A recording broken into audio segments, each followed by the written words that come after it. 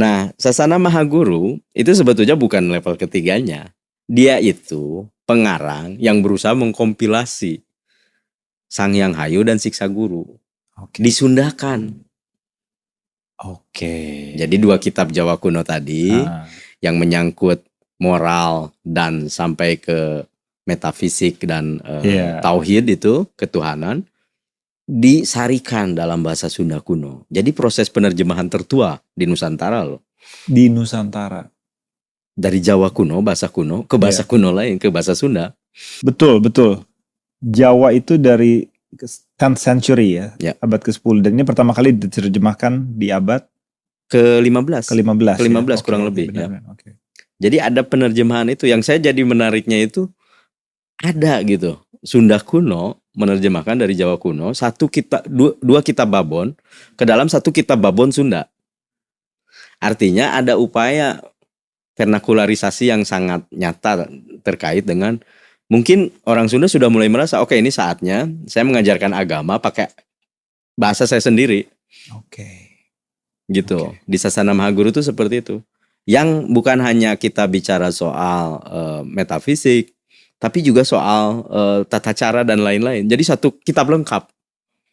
Dari 2 kitab Jawa yang terpisah menjadi 1 kompilasi yang lengkap dari A sampai Z gitulah, kurang lebih.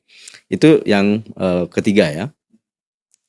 Tapi tetap kita hanya mengetahui ajaran-ajaran keagamaan di situ. Tapi yang terakhir yang paling penting adalah Siksa Kandang Karesian yang menjadi Memory of the World. Kenapa?